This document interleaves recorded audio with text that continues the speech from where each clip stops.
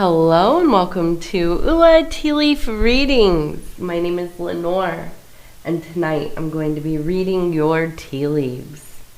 This is the horoscope for Virgo. If Virgo is your solar, lunar, ascendant / rising sign, then this is a message for you. All right, let's get started. And as you can tell, I have been sick. Of course, right before the holidays really get going. Okay, and so Virgo, we have the Princess of Discs, which is so in line with that Virgo energy, right? This is life. It is growing. It is going through a metamorphosis. It is knowledge becoming wisdom through practical application in that Malkuthian kingdom, which is, the physical world, right? And the thing about the princess is that this is about hope. This is about still having that wild dream and the flame underneath your rear end, getting you going, right? So I'm gonna, did I tap this? Maybe not, I don't know. Let's go ahead. Tap, tap, tap. Let's see what the tea leaves are gonna say. All right. And so if you haven't subscribed, please think about doing that. You can hit that little bell. It'll let you know when the next readings are coming out. It is free to subscribe. Okay. And also if you want to like or leave a comment, I would love to hear from you. So we do have a person standing here. You can see the head, the body. Here's the arm raised up. And we have a tiny little butterfly kind of landing right here. Now over here we have a large heart. And over here we have a person who looks like they're dancing. At first I thought, oh gosh, is this person running? Are you running away from love? I don't think so. I think this is more of a dance. Now it almost kind of reminds me of the headgear of maybe like a samurai or some kind of Shinto priest or not a priest. No, it must be some kind of armor, because I'm thinking of a Shinto shrine where these things are displayed and kept with great care because they are their elders, their ancestors. I was going to say costumery. It's not that. Their armor, their clothing, right? And so I'm going to look at this just purely as the warrior dancing, which is a beautiful image, really. It is one of, usually celebration, right? And so I'm looking at all of this. I'm also seeing that we have kind of a smiling face here. It reminds me of, and I forget the name of the artist, but they did the illustrations for the Scary Stories books, if you remember those from like the 90s. So I'm feeling like it's just, there's been this decision, just a choice really, that you are going to be headed towards like the peak of your life, right? You are not going to continue to just take what you're given. You're not going to wait around for anybody to tell you what you can do or what you can't do, or here, have this, here's this gift. I'm just going to kind of meekly, wait for something to land here in my lap. No, and that's not very Virgo anyways, right? Now, I have to say, as I began this reading, I don't know why this phrase, it just kept going through my head, but a quiet rebellion, okay? And I feel like for you, you've always kind of been this way, very rebellious, but quietly. Like you're not somebody that has to display that you are on a different path, that you are living by your convictions, that you are very intentionally deciding your, virtues, your ethics, your morality, how you want to live, right? And all of these things, you know, they're not always things that we wear on our sleeve, right? And so I can see you quietly going through life and, you know, quite honestly, ruthlessly following your convictions. And I don't mean that in some kind of malevolent way, and that is to be predatory or hurtful or damaging on purpose. No, I think that you have decided, I choose me. I choose what I need. Not always what I want, but what I need, right? And this is the self-evolution, right? This is that taking the information you have gathered throughout your life about living, about your beliefs, about the world, and turning this into your wisdom. Because I think that you are very much going into at least the second act of your life, maybe even the third, right? And this is where we start to think about these things, individuation and so on, right? And there's always that saying, life does not begin until you're what, like 40? This is when all of the initiations begin, in your late 30s, in your 40s, and further on, okay? So I feel like you've lived a lot of your life as this, you know, this warrior, having to look out for everybody around you, being the one that's always taking care of things, that's thinking of everybody, that's doing the hard thing, that's getting up and saying, I'm not going to let my family, I'm not going to let myself succumb to the whims of the universe. At least not in my perceivable mind, right?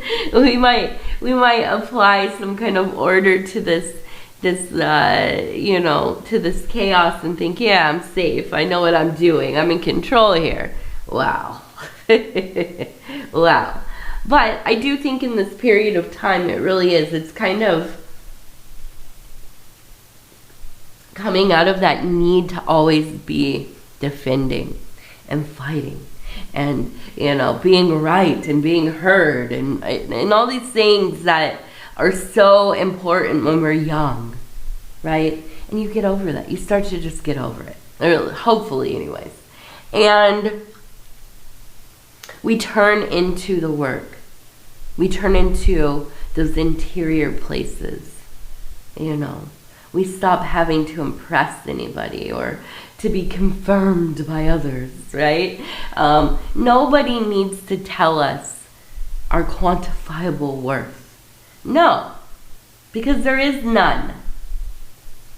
And as Virgos, we know this. We've always known this. But now we put it into practice. And that warrior begins to dance because, yeah, we're shedding away all of that stuff we have to wear, all that armor. Carrying around that dang old sword, if you could imagine, a long sword.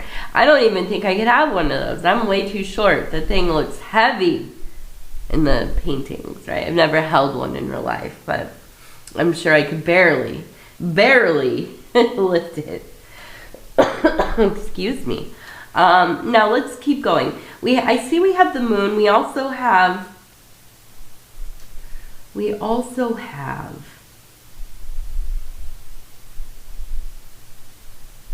I'm almost seeing the name like Sai or Sybil.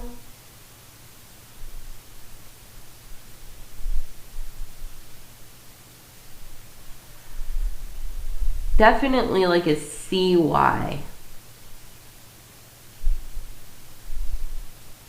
CY. A name with a C and a Y. We also, so I said we have the moon. And we have a person meeting the moon, really. And the moon also kind of looks like the hermit. We have the spider grandmother up here, the weaver of dreams. You can see her kind of hanging down. And we have a child here. We also have the crab. So we're getting into this very lunar, watery, dreamy, hopefully not so much a nightmare realm. I wonder if you have grandchildren or children, if you work with children or around children. You're a storyteller. You're somebody who you're good at like bringing people into a whole atmosphere, a whole world, right? Walking through everything, how it feels, the landscape, the impressions, the sensations. And I don't know, if you are somebody who writes or you perform or you are creative in some capacity, which we all are, of course. But I do feel like you're the one that really, and if this isn't necessarily like a creative pursuit, it's almost like you build a life. You've been building a life for everybody around you. You're the one that takes care of everybody, which makes sense. I myself am not the oldest Virgo in my family. My sister, excuse me, my daughter is not a Virgo. My sister, who's the oldest in the family, she, this very much makes sense for her. So this might be kind of more of a September Virgo thing. Although, August Virgo's very similar in the caretaking, right? But I feel like you are the one that always it landed on you to take care of people. And it comes naturally to you anyways, right?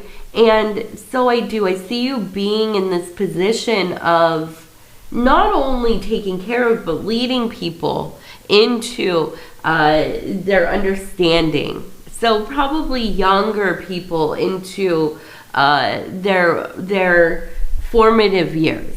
Okay, so raising children, when we're young, we just take in everything, don't we? If you've raised kids, from one day to the next, they're learning stuff that is just, it blows your mind. And so having somebody who is intentionally bringing in the stories and the lessons and the ordeals and the allegories and all these kinds of things, very important. And not an easy task, but you have that magical thing. Now, I do feel like this is a time where maybe you're feeling a little bit of isolation, feeling kind of like you're on your own island, especially emotionally. I see you really having some profound dreams, potent dreams. Okay, so please get out the notepad, write these things down. This is going to be fuel for your creativity here down the line. Now we also have the crab. Okay, so I do feel through this time of self-growth, there's kind of a wall that you've put up within your relationships. I think probably most notably in your romantic relationships. I think that this is a time where you're very focused on it's kind of the change of tides right now for you. And although I don't think that you neglect your relationships, that's not it at all. I think that you are good at knowing when you need to kind of have more time and energy for yourself. And you are not afraid to kind of really, lean into that. And I think that's more of what is going on here. Okay. Now, I do believe there's also some kind of apparition in your life. I'm thinking that this is something that you have witnessed, that you've seen. I have an eye over here. So this to me confirms that, you've been seeing something. Maybe it's outside. It feels like it might be outside. If you live in like a wooded area or maybe kind of rural, maybe you're in the suburbs, I feel like there's something about it being near like a open field area. For some reason, I was almost thinking by a school, which is weird. I don't think of schools as being highly active as far as